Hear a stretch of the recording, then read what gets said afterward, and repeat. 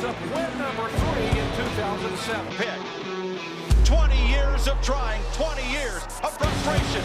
Dale Earnhardt will come to the caution flag to win the Daytona 500. 3 and 4, make room. Richard Petty and Dale Earnhardt. There's another 7-time champ.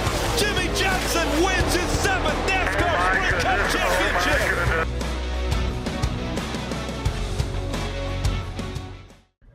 Welcome back to the Slide Job Podcast. I am your host, Colton Smith, or Left Turn Central, here joined by co-host Brandon Bull Davis. Bull, it has been a minute since we've been on the pod together, so how you been? Pretty good, man. Went on vacation. I know you went to Canada as well. Very briefly. Got to go to Canada for a couple days, a little vacation, watching NASCAR. Been pretty good. How about yourself? Doing good. Very busy, as could be evident. I did take that little trip out as well. I got to see Glacier National Forest. Just saying, if you are able to go see the Glacier National Forest, it's my favorite national park I've been to so far. Just beautiful, breathtaking views. I took a little, they call it a Class 3 scramble. I learned what that meant. It means very steep hill. And maybe met my match on climbing. Did not quite make it to the peak, but definitely got some nice views up in the clouds. So very much a side tangent there, but recommend that. So just kind of wrapping up the season here under just a couple weeks to go before finally get to wrap it up. But it's been a long, fun summer, and excited to talk some more NASCAR. Let's do it. All right. Indy was last week. It was yesterday. And Bubba Wallace got the win. He's been in that top 16 all season long. Yeah, I see the celebration over there. And, he had a really good start to the year, kind of waned off a bit, but here he is getting the win, solidifying his spot in the playoffs, which has been really the biggest commentary on his career to this point is, oh, Bubba's great and all, but he doesn't make the playoffs. And obviously, many other stuff is the commentary there. But that's been really the only thing I've ever thought is somewhat of a valid criticism. Well, he has shut up the haters today, and he will be in the playoffs. And I'm really excited to see what he does. Because if you look at it, we've got a lot of drivers at the bottom of the playoffs that likely will not make it through to the next round. And that opens things up for a round of 12.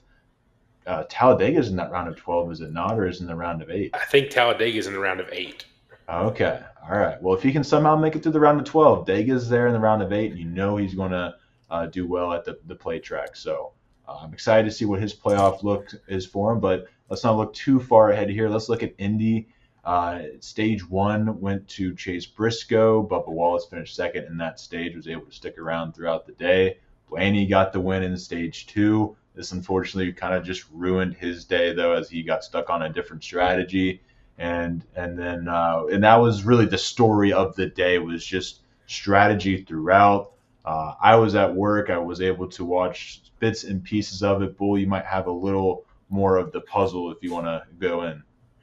Yeah, so it started with strategy from the very beginning. There was not a lot of passing.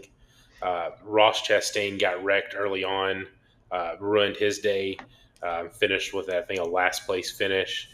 And then basically it just came down to a fuel strategy.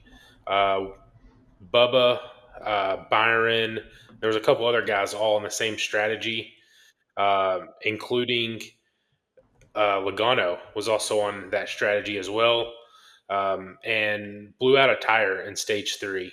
We had a couple guys have tire troubles leading the race. Kind of reminded me, I think it was 08 Indy. Leading the race, Junior, and they had to do cautions every 12 laps because they were blowing tires. We had 2 or 3 guys have tire issues leading the race. So it basically came down to a fuel strategy. Logano was actually in the lead and blew a tire with 40 laps-ish left, which gave Bubba the lead, and he was able to hold it off.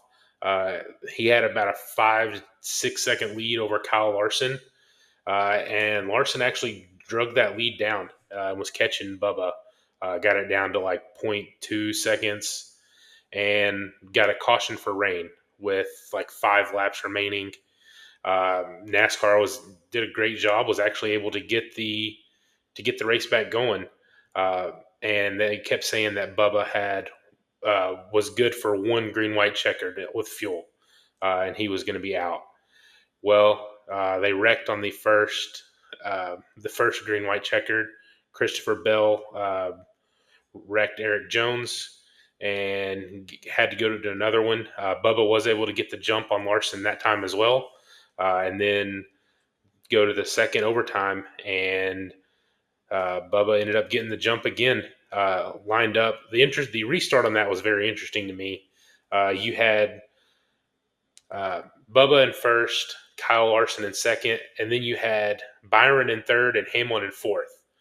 So I thought we were going to get a teammate restart and those four do a kind of a dash for the finish. But it was very interesting. Byron actually lined up behind Bubba, and then Hamlin lined up behind Byron. So three of the first 4 cars took the bottom and gave Josh Berry the outside line behind Kyle Larson, and actually gave him a very good push. Got him up, kept him side by side with Bubba, and Bubba was able to have the inside line, was able to prevail to take home the win. And on the final lap, William Byron actually ran out of fuel. I think he dropped to a 16th place, ended up with a 16th place finish. Ultimately, I don't think it was actually a very good race. I'm glad Bubba won. Colton, what do you got?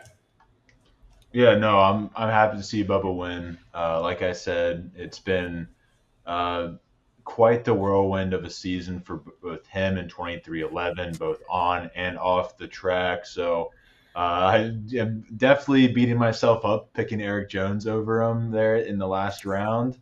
It was down to him or Eric Jones or Brad Keselowski. Really, either one of those would have worked out. Brad got fifth, so and of course I go with Eric Jones because he had the best average finish. So I thought he would continue that. But no, thrilled to see Bubba Wallace get the win. Kyle Larson in second. I would have liked to see a battle for the win personally. I think it's just like, at least if we're going to get this overtime, I'd like it, but it is what it is. It's not anything you can do about it. Larson, I think, was the one who said, either him or his crew chief, I think he said, we don't have a bad car. It's just a bad race car, something along those lines. And that's really just the sentiment for the entire season. It's funny coming from the same team that said, well, if you don't like us dominating the race, then you just don't like racing. Hamlin in third. Ryan Preece, how did he get in fourth? Hell if I know, but he got fourth. Josh's man crush Monday. Sad he's not here to see it today. Brad rounding out the top 5, like I mentioned. Another one that, like, I'm honestly genuinely confused. Todd Gilliland in 6th. Ryan Blaney, we talked about him, like his day kind of being done, but he ended up in 7th. Not a bad finish there. Christopher Bell 8th. Alex Bowman. When I first tuned in, he was like 32nd, 50 seconds behind the pack. I was like, what the hell happened? Why is this day done? He is a very resilient driver. He has been his entire career. He's had a lot of adversity, so to get 9th, shout out to him. Carson Hocevar around the top 5 and top 10 all day long. Kudos to him for finishing the job and getting a 10th place finish. Justin Haley might be the best finish of the season for him in 11th. John Hunter Nemechek continuing to impress in the 42. Started 36th, ended 12th. Chase Elliott existed. 13th place finish. Chris Buescher and Austin Cindric round out your top 15. And I want to give a huge shout out to Catherine Legg, who did not have the best debut in NASCAR, but after starting 38th today, finished 17th, which is really impressive considering the car she's driving, the 78 BJ McLeod's car. That's impressive. Anybody is going to get a shout out if they were able to do that in the 78. Leggy gets another one for obvious reasons. So huge shout out to her and finding a way to just get the job done. And guess what? Who rounds out the top 20? Shane Van Gisbergen and Cole Custer. How about that? What great days from our two favorite drivers in the field. I'll throw it back to you, Josh, because I know you had a little more to talk about on Bubba. Yeah. So one thing I want to bring up with Bubba, 2021, Bubba got the win at Talladega. It was a rain shortened race, and then like you mentioned, all the haters they kept saying, "Oh, it was a rain shortened race, rain shortened race, Mickey Mouse win, all this stuff." 2022 got the win at Kansas, and then the haters came back again with, "Oh, you're driving the 45 car. It's not even your car." Uh, so same thing Sorry, it's a there. funny criticism. That's a funny criticism. The same thing there. He draws a lot of hate, but I was so glad to see NASCAR get that back going, just to see and him still get the actual win, uh, Mhm. not being a rain shortened race again, and then him battling Kyle Larson for the win. Get the restart. He got the jump on the restart and held him off. Held off what some people say is one of the best drivers in the world. Held him off for the win. It was got the full race in, even 2 overtimes. So I was glad to see that. Uh, there's nothing you can say now. I mean, yes, the Talladega race was rain shortened. He still got the win. He still Mhm. drove his ass off in Kansas, whether it was in the 45 car. And then now there's nothing you can say about this one. So I was glad to see NASCAR actually get the race back going, and then Bubba still actually get the win. I find the 45 car argument hilarious because, like, so if Tyler Reddick won the race, are we going to say, well, he's in the 45 car? Like, Yeah, I don't you're get not it. going to say that. Like, just because he's in a different car, I hate to tell you, but especially today, those cars are about as similar as they can get with personal preference on them. So driving the 45 and driving the 23 is not going to make a semblance of difference on the track. But yeah, glad to see him get the win and in the fashion in which he did. Yeah, I mean, regardless of the rain or not, he had that win in the bag. So happy to see him finish the job and get win number 3 on the career. It feels like he's had more, but maybe that's just because he's going to end up getting some more here as the season goes on. But yeah, that's pretty much all I've got for that race specifically.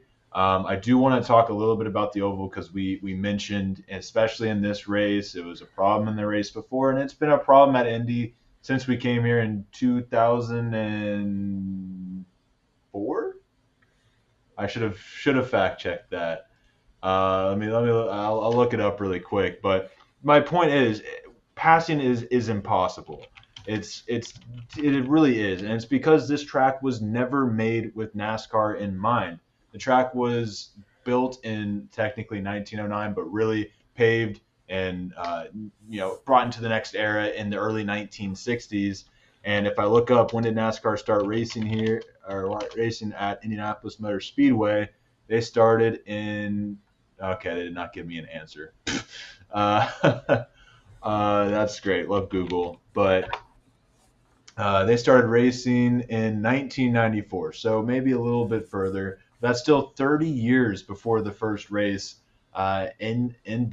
first Brickyard 400, of course, won by Jeff Gordon. And sure, it was fun, kissing the bricks and all of that. It's cool, but the racing has never really, especially in the new era, been all that interesting outside of some fuel strategy races. And am I necessarily banging the door to go to the road course? Yes and no. Um, I found those to be more interesting than most of the oval races. But at the end of the day, I don't think road course or oval, this racetrack really will give you a good race without something extra. Maybe just making NASCAR an open wheel sport for a race would maybe help, but I don't think we're going to go down that route. Um, so I don't know. I've gone on this spiel a couple times. I am an Indiana native. I'm not necessarily suggesting leave the Indy or for the Brickyard 400 because it's a market that you definitely want to go to. Lucas Oil's right next door though. If you want to try that out, I don't know. It's to me, I'll probably end up still going there from time to time throughout my life and watching NASCAR go to Brickyard because it's my home track ish. But still, at the end of the day, I think there needs to be something done. Do we get a custom Indy package? I don't know, but The just that sucked. and the spectacle of the crowd did not look good. I know there was reports that it was a good crowd, but that place is so huge, has so many seats for the Indy 500. They get 300,000 people, and there was empty seats everywhere. I know, like I said, I know they said it was a good crowd, but it did not look like it, just because that place is so big and there's so many Yeah. seats. It And, will never look like a good crowd. It and will never. When I was there was like 50,000 people, I think. The capacity is 200,000. So naturally, and actually, that's something that the road course could help with because you don't have to have seating all around the track. You can force the seating on the front straightaway in certain spots. So it makes the crowd look a little better. But yeah, and no. you also have I, IRP just right down the road that the Truck Series always races at. If yep, there's a way that they could make that into to have the infrastructure for the Xfinity and Cup Series, yep. I think that would be a much better option. I agree. It's a track that has NASCAR in mind that the racing could benefit. Um, yeah, I would take that over Indy. I'm just objective about it. I don't really care about where we're at in the hoo ha. If this was at Daytona, if this was at Talladega, and this is what the racing looked like, I would be asking. If it was at Bristol, Bristol is probably my favorite track. I would ask for Bristol stuff. I guess Bristol's racing has been pretty rough recently, so I guess I need to start banging the door for that. But no, I'm not saying get rid of it. I'm just saying we need to maybe figure something out. If we have to, if this is a marriage that we have to be stuck with, let's make some compromises. All right, let's try and figure this out. And uh, I don't know. It's ugly, but that's that. I'm not done with Indy yet. We got to get to our overreactions. So I'll go ahead and let you start. We don't have a fly the flag for this week. So, Bull, what's your overreaction? My overreaction is I'm not gonna keep with, I'm not gonna let the Indy bashing go, or I'm gonna keep going with the Indy bashing. Please do. I don't think that the Brickyard is a crown jewel event for NASCAR anymore.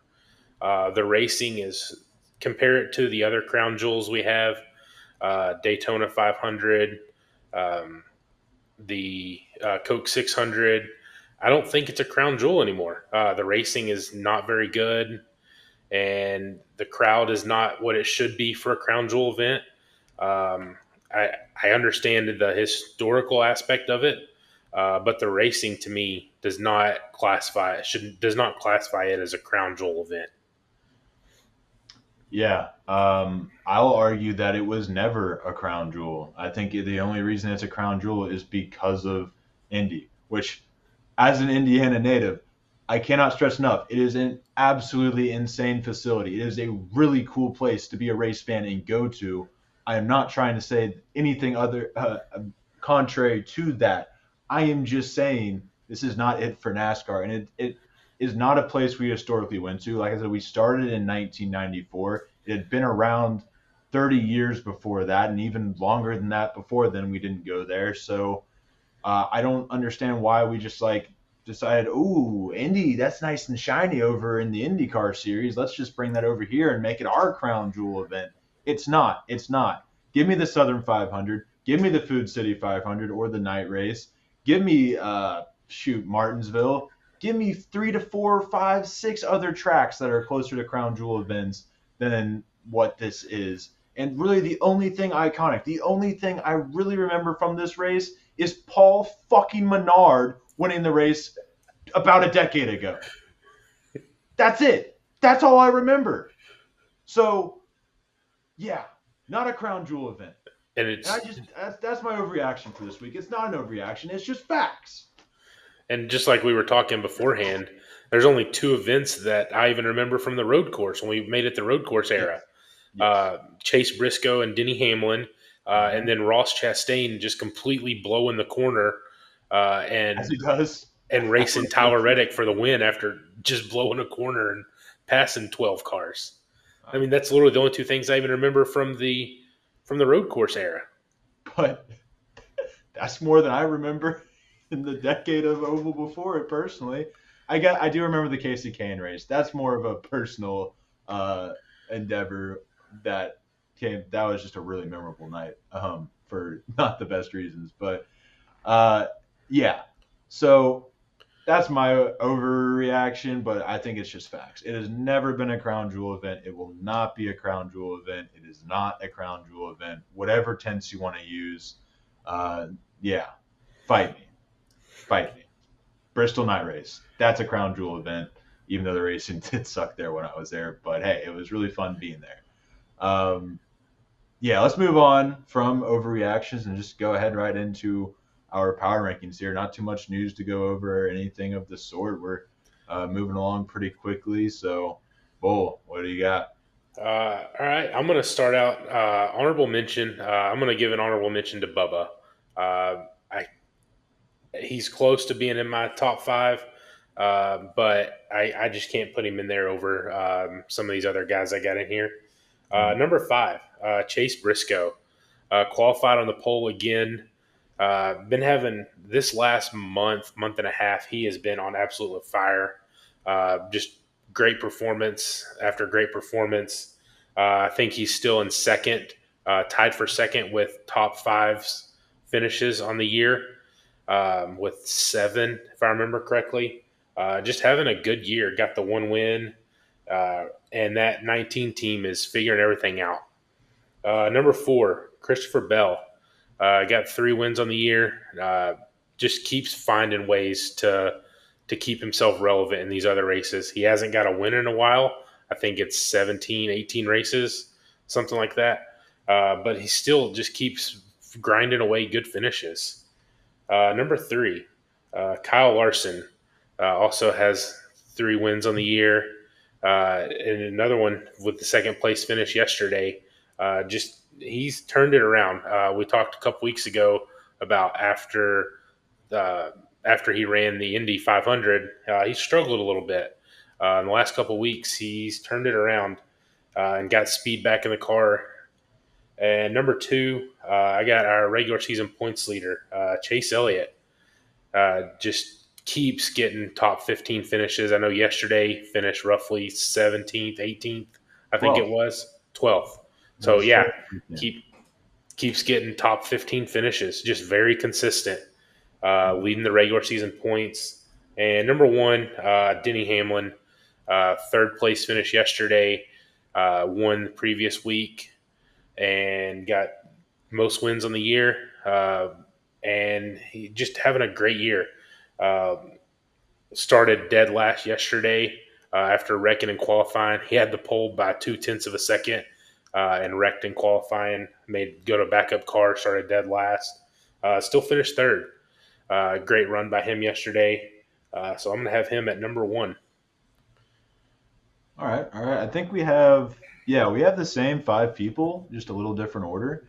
I do have Chase Briscoe. I have Bubba Wallace as my honorable mention as well for obvious reasons. Chase Briscoe is my number 5, though. He's got that win on the year. They've had the qualifying speed from the start of the season, and now they're starting to find the race speed pretty consistently. They're not just that really fast car that fizzles out and they finish 22nd. He's able to stick around, and that's going to be a lot in the playoffs. Getting those stage points and getting stage wins, you get those playoff points. All in all, it's going to be interesting to see that 19 because they remind me of Christopher Bell about a year or 2 ago when he started really becoming a consistent winning threat. He was winning a lot of poles, and that's how he kind of stuck around from those poles, and it's kind of a similar trajectory. We can talk about Josh. I want to talk about before we wrap up the show. Josh's take last week. I think he watched that episode. That was quite a take, and I want to figure out why that take was made. Chase Elliott is my number 4, though. I have him a little lower because, yes, he is our regular season points winner, but holy crap, does he just not exist in any in like most of the races this year? Like he won at Atlanta, he had a really fast car at Michigan, but fell out of had a really fast car at Dover. I can't discount that. And yes, Alan Gustafson happened, but it's just like if he doesn't have a rocket ship, he does not exist, and that's fine. He's still the points leader, but that's not going to win you a championship. Not in this era, unfortunately. I loved his comment about the regular season format, though. Anyways, Christopher Bell is at my number 3. He's got that 3-in-a-row winning streak, but he's also been incredibly consistent. Just randomly finding his way in that top 10 and hanging around the top 10 all day. He has to get caught up in something to really not finish in that top 10 or at least top 15. And that really goes for the top 4 on this list or top 3 on this list. Kyle Larson is my number 2. Like you said, rough going after the Indy 500, but he has turned it around, had some really fast cars, and finished his second here recently. Denny Hamlin won last week, so he's my number 1. He also was just as fast this week. Should have had the pole, and that makes his day look completely different. But he still gets a good finish where he ended up in 3rd place. So yeah, all in all, this is my top 5, and I could really see it staying like that for a while with how these guys are going. If you ask me, this is kind of the top 5 right now. It could definitely stand to change, but I'm kind of feeling this is kind of the top 5. Blaney's up there, but he can't finish a race. I got to give some props to Alex Bowman and his resiliency. He's kind of turned a corner here in the second half of the regular season. Chris Buescher's been really consistent, but Tyler Reddick's got to have his name in there, and William Byron. But it's really just kind of been ugly for those two recently. So you could make a case. These are our top 5. Really, I guess that's why they're the top 5 of my power rankings. I don't know why. I don't know why I went on that tangent. How did I say that? But I don't think it's a coincidence that both of us had the same people in our top 5, just a different order. Yeah. But tangent aside, what did I miss that Chase Briscoe is apparently going to be the future face of Joe Gibbs Racing? So I think Josh is getting a new main crush. yes. I think that's what it is. He's moved on from Ryan Preece, and now he's on Chase Briscoe. Yeah. I was when he said that, I was very confused. And I loved Ben. And this comes from a place of much love in my heart. I loved how Ben goes, "It's debatable, and I'm like, is it? I thought it was great when you brought up Kyle Busch.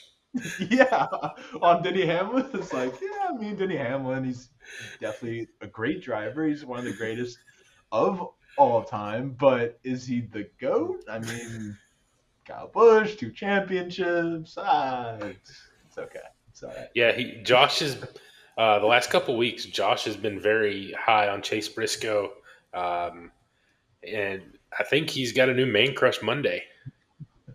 Hey, I think I was the one that made the bold statement that Chase Briscoe could, in that 19, win a championship. I don't know if I've said this year or eventually, but I do think he's talented. I'm not trying to discount that.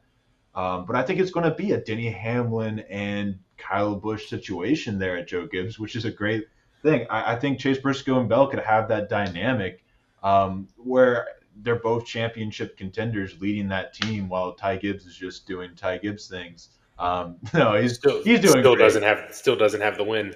Still doesn't have that win though. Still does not have that win. Extending that record. Speaking of another person who's peaking in the Xfinity Series, let's talk about Austin Hill. You had that circle to talk about, and I accidentally skipped over it. We have plenty of time here, so let's talk about this Austin Hill situation.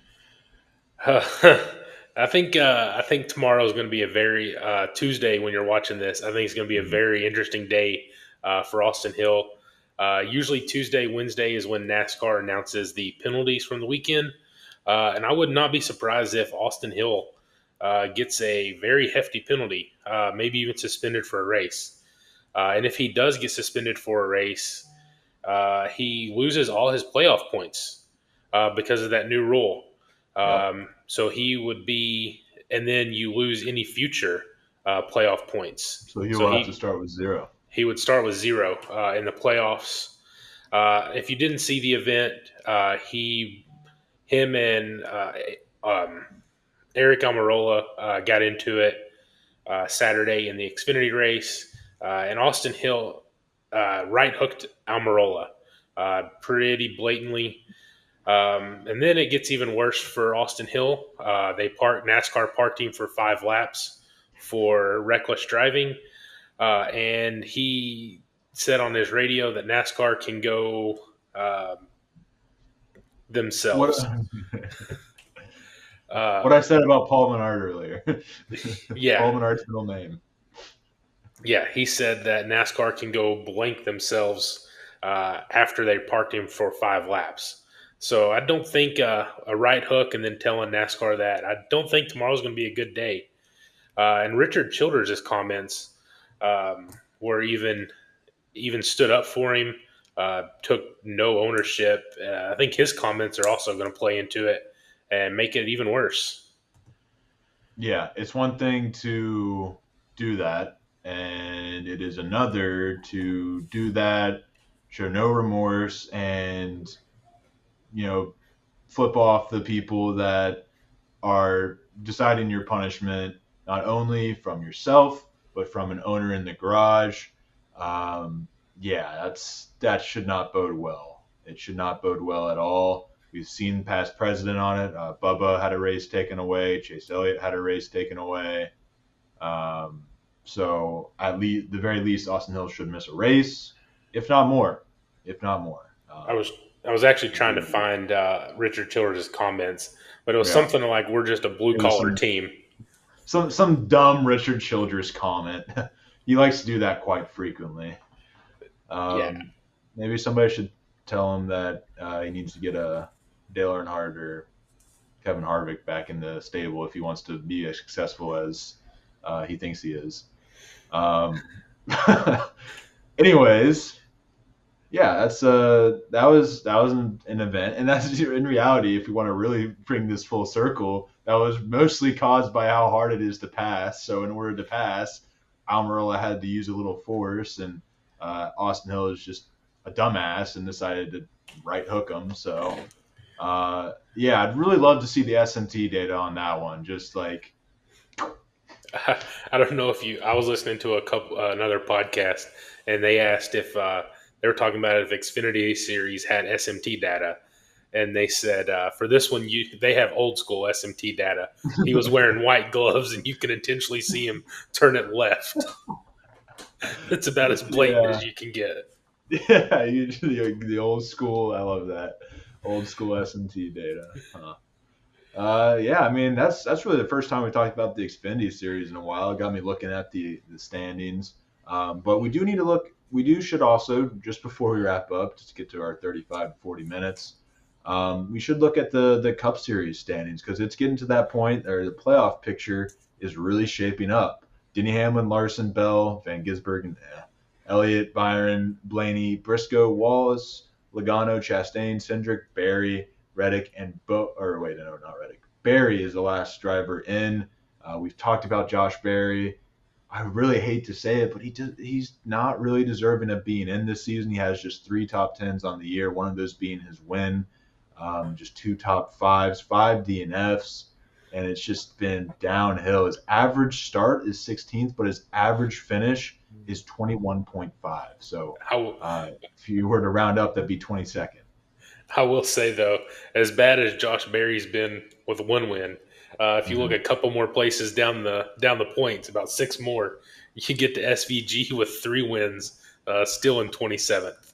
Still in 20. I mean, that's just impressive. That's just really impressive to be so bad at everything other than road course racing. But hey, he got a top 20. That's 2 top 20s on ovals.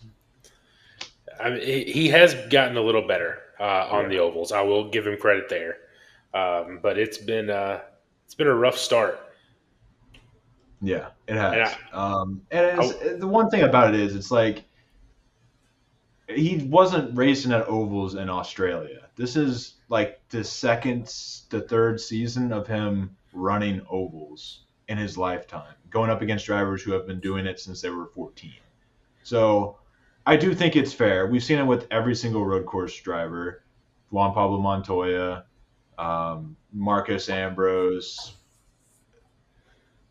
Boris said. that's the next one that came to mind. Like those guys, road course ringers. Juan Pablo honestly was just good. He was maybe just the best driver of all time. Just raced in everything. But and I think that's why Connor Zilic is getting the call up already, because decent at ovals, and he can compete with SVG on road courses. Mhm.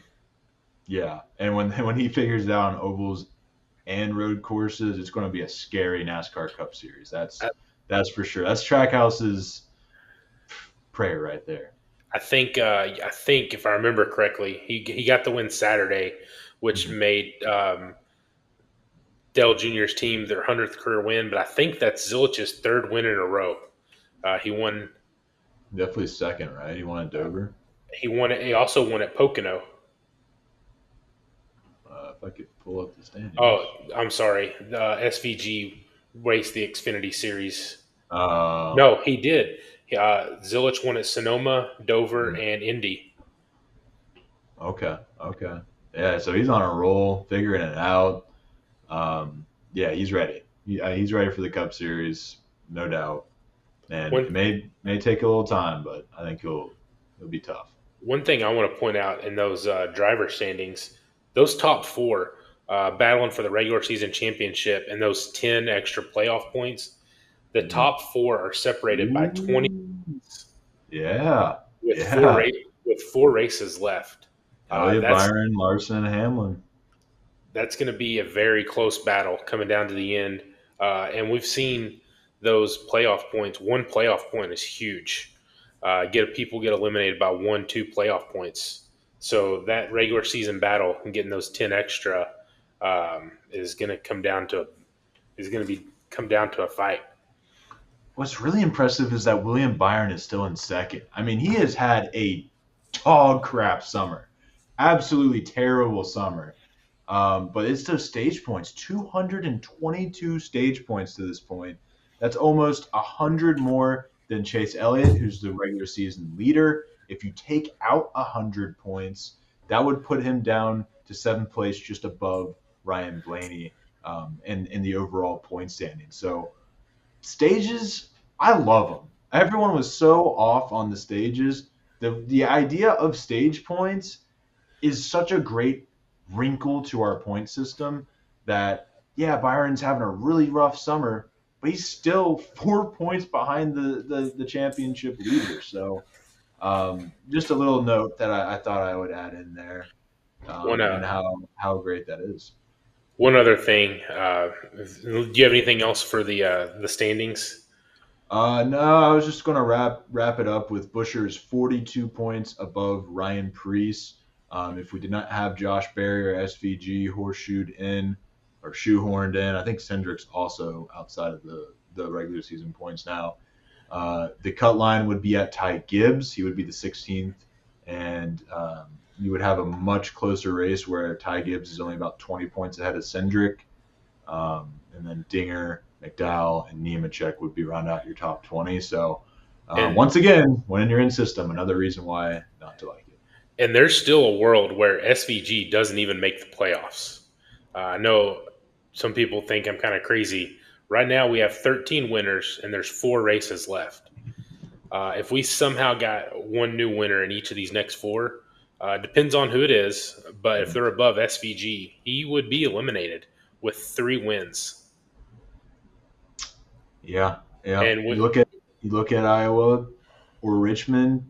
That appeals to a Ryan Priest looking to lock up a spot. Chris Buescher has had a really great history at Richmond. I guess that wouldn't necessarily knock SVG out though. But excuse me, Daytona. I don't even have to say anything. And Watkins Glen, who knows? I think Ty Gibbs could be in very good contention at Watkins Glen to get that win, especially knowing he's going to have to win to get in the playoffs. Mm-hmm.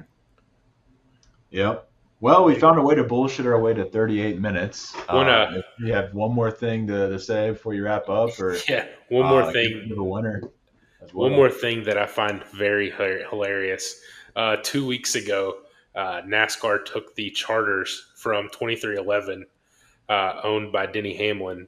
The very next week, Denny Hamlin gets the win, and then the next week, as an open car, Bubba Wallace gets the win. The two winners. Oh yeah, I forgot that. I didn't even think about that. The 2 winners since NASCAR took the charters are the owner of 2311 and one of the drivers of 2311 since they took the charters away. We love to see it. We love to see it. NASCAR can't stop thinking about it now. That's Just living rent free. rent free. All right, well, Bull, we're headed to good old Iowa. That's not too far from here. No, I'm just kidding. Um, what do you think? We got it's a race that we haven't been to too often, so there's not too much precedent to go off of. We I can't even think of who won the race last year. Ryan Blaney. Blaney got the win last year. Does he take his title back? It's a good track. You can have some passing there, so technically Blaney's been the best at passing, so that could play into his strengths. We mentioned uh, Ryan Preece is a guy to keep an eye on. Josh Berry's obviously got to be named when it comes to short tracks. Denny Hamlin and Kyle Larson. Why would I not even mention them yet? So there's a lot to pick from. What are you thinking? I'm down to two guys, and they both happen to race for the same team. And I don't know who. Neither one of them have a win, and it's bugging me. It's driving me nuts. I can't think of which one I want to pick. I'm down to Ryan Preece and Chris Buescher. Okay. I think one of them is going to get the win. But ultimately, I think I'm going to go with Josh's Man Crush Monday and pick Ryan Preece to get the win. Going with the MCM, Ryan Preece. I like it. He's just so sneaky. I don't understand how he gets these finishes, but I love it. I love seeing the career redemption arc for Ryan Preece. It's been a really great season for him. I was going to pull up his stats. Oh, well, we need to wrap up the show anyways, but we can bring that up. Josh can bring that up on Friday since he didn't get to talk about it on Man Crush Monday. So, yeah, I'm going to go ahead and wrap up the show. Be sure to hit that subscribe button. Comment down below your guys' thoughts. We'll be back on Friday if you guys want. To hear all of our thoughts on the Iowa weekend coming up or any news that comes out. Be sure to check us out, the CX Podcast Network on Twitter. Ben does an outstanding job at posting live race tweets, and if you want to follow along on there, that's the place to be for certain. Also, check us out on TikTok, Instagram, and Facebook. We're still working on getting all the kinks figured out on all of that. Hopefully, once work dies down a little bit here, I'll be able to clean up some stuff on that end. And yeah, so also check us out on Apple, Spotify, and Amazon Music, all of that stuff. Be sure to listen there if you don't want to watch us on YouTube. Thank you again, Bull, for coming on. Be sure to follow him at Bull_81818. And we'll see you guys in the next one. Peace.